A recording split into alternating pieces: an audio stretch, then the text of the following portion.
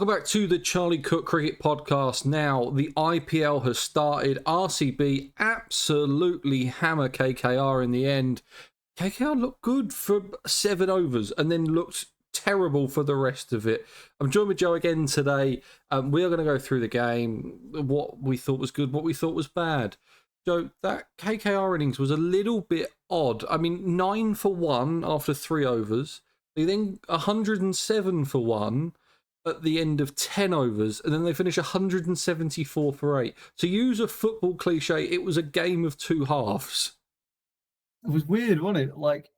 Obviously we spoke about KKR yesterday, and I kind of said I got my reservations about them. I think my biggest reservation about them was Ajinkya Rahani's place on the side, but I've got to be honest, I'm going to backtrack on that majorly.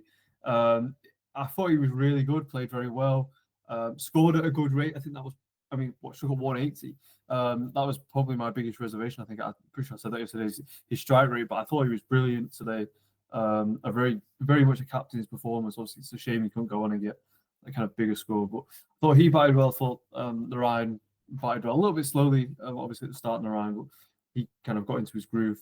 But yeah, they kind of just lost wickets too regularly in kind of the second half of the innings. And I thought RCB bowled very well, but they were at least 20 runs short. And Rahane said that in the post-match press conference. Yeah. Like him and Venkatesh, when they were batting, I think he said they were talking about 220. So obviously I said at least 20 runs short. You're talking 50 runs almost there. So they were very short, left themselves with a lot to do, and I thought RCB bowled brilliantly.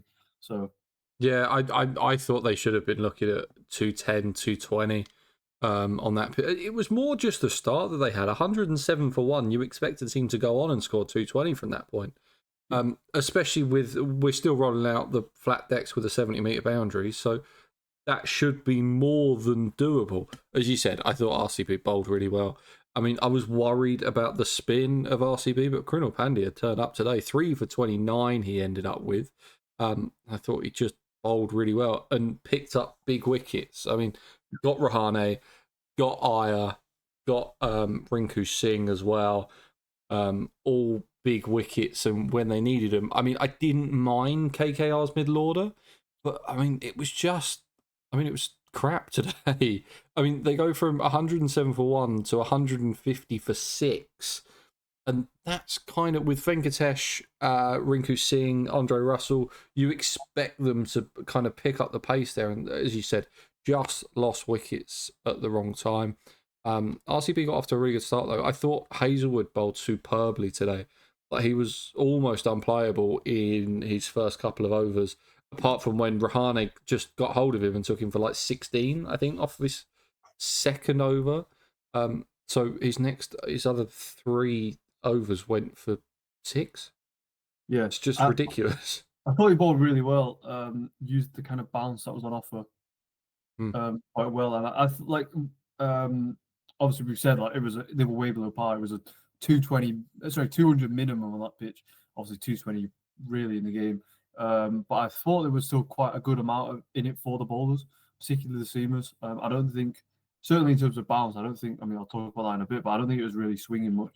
I think that's where KKR stumbled, but I'm sure we'll talk about it in a bit. But yeah, I thought Hazelwood bowled well. I thought Dyer bowled pretty well at the death. But yeah, for me, Krunal Pandya I would probably say he was probably player of the match. I don't think, obviously Virat got runs, Salt got runs. They probably would have chased that down anyway because the pitch was just so good. I don't think they would have won that game without Krunal Pandya getting out, Rahane, Venkatesh, and Rinku Singh. You already mentioned they're the 3 big ones, really, that you want in this KKR side, particularly today. I just think he's just a classic left-arm spinner, and he bowls so accurate. Very similar to Jadeja in terms of doesn't really move away from kind of hitting his line of length dead on every single time at the stumps. And he's just so hard to get away. And it's a shame from kind of his point of view that he's not had more of an opportunity to play for India, because look, when you're coming up against someone like Jadeja in terms of for a spot in the team, it's always going to be hard. I think he's played 19 ODIs and like a handful of T20Is. So it's a shame that he didn't play more over the years. But he's just a brilliant bowler. And I think today kind of showcased that. For me, player of the match, I thought his spell particularly was the most important in the match. Yeah, and he is literally playing for that Jadeja role as well, kind of that middle order Exactly, yeah, exactly. spinner as well. Probably a bit more part time than Jadeja is. You'd probably always have Jadeja over him. I've got a question about KKR. How long does Quinton de Kock last? Well, we spoke about this yesterday, didn't we? In terms of their kind of makeup of their top order, they ended up going with De Kock and Narayan at the top of the order rather than Gurbaz. De Kock's someone who has not really played much cricket. I've obviously played in SA20, but I don't really know how much cricket. He's not really someone you hear about in terms of going around playing franchise cricket. I don't really hear of De Kock playing franchise cricket around the world much. It's a bit of a strange one, I guess, because I thought that's kind of what he'd do after he retired from international cricket. But in terms of Yeah, obviously Gurbaz kind of knocking on the door, obviously will be a life light replacement. We'll obviously keep. I think De Kock obviously has got the experience factor on his side, so we'll get a few more chances. But honestly, if KKR still continue to struggle at the top of that order, and don't really have that kind of powerful dynamic with De Kock and around in this instance, or Salt and around like obviously what they had last year, then I do think we'll see Gurbaz pretty soon. yeah. I start to look at Gurbaz now. I think Gurbaz is a real talent. I mean, Quinton de Kock in 2024 played the IPL, played the SA20, played the CPL, played Major League Cricket. He Not played CPL, a few games in the Big Bash, yeah, and for the that's Renegades, right? it.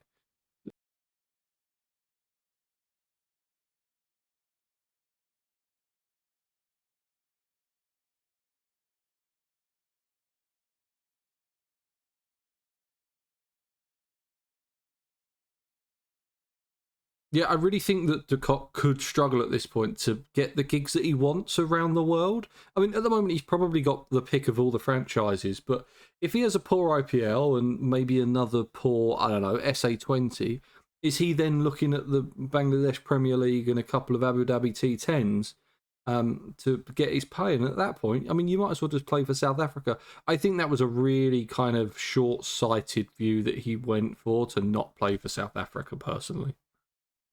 Yeah, it's a weird one, and his form over the past kind of however many months now has been patchy. Like I said, I've not seen. I mean, obviously I've seen him play, but I've not seen any memorable performances of his. Played well in the CPL, to my memory last year, but there's not really a Quinton de Kock innings that sticks into my mind of being, really particularly standout one essentially. And obviously he's kind of flitted around the order a bit as well. In the SA20, obviously he was kind of buying four, and I don't really agree with that at the time, but I think he's someone who hopefully can just hit himself back into form essentially. And yeah, I guess we'll see what happens throughout the tournament. I think he's probably got credit in the bank in terms of past experience to keep him in the team a bit longer from now. But it won't surprise me if they just turn to Gurbaz fairly soon. Yeah, no, I agree. In terms of RCB's innings, it was probably where they won it. They were 75 for no loss after 5 overs. Phil Salt went nuts at the start. He Yeah. seriously went nuts, and there was a lot of. I saw a couple of reactions on Twitter saying, "Where was this Phil Salt in the Champions Trophy?" And it's kind of Phil Salt is a T20 player. And the point of Phil Salt is to attack a power play in a T20. It's going back to the point that we made during the Champions Trophy of that T20 cricket is not ODI cricket and it is nothing like it. ODI cricket is just short test cricket at this point. Um, I thought he batted superbly. I expect him to bat superbly. And one of the surprising things, Virat Kohli actually scored pretty quickly today. He struck at 163. Hardly ever does that. Yeah, that's such a complementary opening partnership. And I think RCB, kind of their management, have got that bang on. I was excited to see those two back together, and they definitely lived up. I think Salt takes the pressure off Virat as well because you've got someone there who's going to come out and just kind of what we saw today score at 180, a strike at 180, I should say. And Virat can just kind of tick things along, go about his work. And he didn't score slowly. I think last year he struck in the 150s. So I think he's definitely kind of, we've seen like an upward trend of his strike rate in recent months, I guess. Well, sorry, recent additions to the IPL, I guess. It's such a complementary partnership, and it was just enjoyable to watch. Like just generally, in terms of from an enjoyment point of view, it was just great to watch when it to see them both whack it. I don't think KKR got it wrong in the power play. You've kind of mentioned that's where RCB won the game. I definitely think that's probably where KKR lost the game, or definitely really didn't give themselves a chance. Essentially, I thought that Chakravarti should have maybe even took the first over. When did he come on? The fourth, wasn't it? It was either the fourth. Yeah, I think it was the fourth. It was either the fourth or the fifth. He definitely bowled in the power play, but I think that was just too late. Obviously, Virat struggled against leg spin, and Salt has just generally struggled against spin. Chakravarti in particular, in the past few months, especially. And obviously, Salt does know him, having kept to him in the IPL before, but still, starting against spin is so much different to starting against quick bowlers. And Aurora or Spencer Johnson just didn't get the swing they were looking for.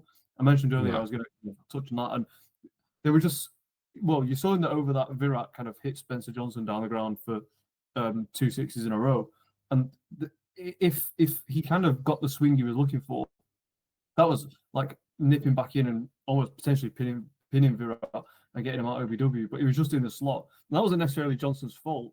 It just happened to be how the conditions played. So I definitely think Chakravarti should have opened the ball, should have bowled the first over probably. And you could even argue Narayan should have had the second over just to bog them down. Maybe buy yourself 1 or 2 wickets, expose that middle order very early on. And Harshit Rana probably should have bowled sooner as well. I think Rahane kind of got it wrong in that sense, but he's someone who's so experienced, and I think will obviously be a very good captain. So it's not really like something that's kind of a worry. I think it's just about finding the right recipe, I guess. Yeah. So Chakravarti bowled the 4th over of the game. He went for 21 off of that over. But the problem was his Salt was already 24 or 14 at this point. Exactly. So I think I tweeted at the time, just before he bowled, he should have opened the ball, and then I kind of then put I still stand by that, because if you've got Chakravarti opening the ball into you, which way is it going to turn? He's going to bowl a googly, he's going to bowl leg spin or one that straightens. You're not going to attack him as much as you would have the fourth over when you're kind of already got a few boundaries away. And it's the same for Virat as well. As I say, historically struggled against leg spin. So I definitely think RCB could have, KKR could have gone with that just to try and buy themselves a few early wickets. And as we said, that's pretty much where the game was won for RCB. Yeah, I mean, I just don't think that Spencer Johnson is at the point of his career where he is opening the bowling for a title contending IPL side. I just don't think he's at that point of his career quite yet. He might get there, but at this point of his career, I just don't think that he's good enough to be doing that role. He's not Stark. I know you've got him in because you need that Stark replacement, but I think he's going to struggle with doing that job. I know Stark can be expensive. I mean, he bowled 2.2 overs today. He went for 31 runs. Aurora didn't look great. One for 42. Went for 14. I mean, even Chakravarti went for runs. Okay, that over of 21 that Salt hit him for didn't help. But it was all relatively expensive. Narayan was the only one that kept it below 10. I thought RCB were superb with the bat today. Did exactly what they needed to do, and it's taken the bulk of that run chase out like they did. They had I think it was the 3rd over went for 17, the 4th went for 20, and the 5th went for 21. You are always climbing an uphill battle they needed, I think, 100 off of the last 15 overs. That's too easy for a side this good. And that's where RCB won the game. I think they look like a really good outfit. And I'm glad I picked them for a playoff spot, because my one worry was the spin. But if you're going to get Krunal Pandya bowling like he did today for the rest of the tournament, then I think they look like a really good side going forward. And potentially, obviously, Bethel coming into the side as well. Obviously, Tim David didn't bat, wasn't required. And I said yesterday how I kind of hoped Bethel would have played instead of Tim David, but that wasn't what they went with. And I see why David plays. He's on his day, he's a very, very good finisher, but Bethel will offer you that left arm option as well. David obviously can bowl, but I think I saw him bowl like a handful of overs in the Big Bash. That's why recently. So yeah, I think it's one for them to consider. And if they do obviously need to supplement that spin of Pandya and Livingston later on, further down the line, then for example, if they're playing away to CSK, for argument's sake, then potentially bringing Bethel into the side is a good option. But I think that's good flexibility that they've got there. Yeah, I also think Liam Livingston's bowling is really underrated. I think it's massively underrated. The fact that he can turn, for me, he's a better leg spinner than he's an off spinner. But just having that ability to turn the ball both ways it was something that we did for the preview. I can't even remember what the team was now. The one that Kamindu Mendes plays for. Oh, SRH. Yeah. Of having that turning the ball both ways, I think that's really important. I think Livingston being able to give you 2-3 overs of doing that, but he showed it today, 2 for 14 from his bowling. RCB, it was a dominant performance from him, and it was always going to be from the point that KKR set him 175 to win. It was just too easy from that point. Now, we've got 2 games tomorrow. Rajasthan Royals versus Sunrisers Hyderabad. And then we've got El Clasico, MI versus CSK. We'll start off with Sunrisers Hyderabad versus Rajasthan Royals. Who wins that one? Sunrisers Hyderabad. I mean, I predicted them to go all the way in the tournament, which I'm still for now sticking with. I'm not going to bottle that prediction yet, but Rajasthan Royals, I just don't think they're particularly great in terms of their squad, the makeup of their squad. They've got some good individual players. I think as a squad, I just don't think they've really got it right with their mega auction. So I think Sunrisers Hyderabad will have too much for them. They are currently 4-7 to win, and I have lumped money on Sunrisers. I am all over that. I just think that Rajasthan Royals team looks shit, and I don't think that they're going to be able to beat what's going to be a pretty dominant team at home, I think. In terms of the CSK Mumbai Indians game, that one looks a little bit more interesting. Obviously, 2 Galacticos going head to head. It really is our Manchester, Liverpool, Real Madrid, Barcelona, whatever you want to call it. It is that game. I'm going to go CSK at home. Tough one to call. I am also going to go CSK because they're at home and Mumbai Indians don't have Bumrah. And I think if they had Bumrah, it's a completely different story. He's that good, obviously. But I think I would just probably lean towards CSK. I just think at home, all their spinners, I assume they'll have upwards of 4 spinners. That'd be too good. Yeah, I agree. I think Mumbai Indians will give them a good game, though. I think it'll be a very close game. We could even be looking at kind of like single digit run win potentially, or like a couple of balls left, depending on obviously who wins, chasing or defending. But that'll be a very good game. Yeah, I just can't see CSK losing at home with the level of spin that they've got. If this was in Mumbai, then I probably would have had Mumbai to win it.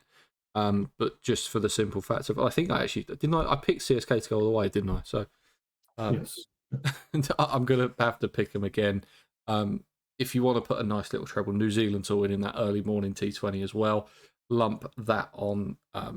Lightning can't strike twice with Pakistan, so go and do that. But we will be back on the podcast tomorrow to discuss Sunrisers, Rajasthan Royals, and CSK versus Mumbai, and anything else in between. Maybe we'll even have a little chat about New Zealand versus Pakistan if that game's interesting.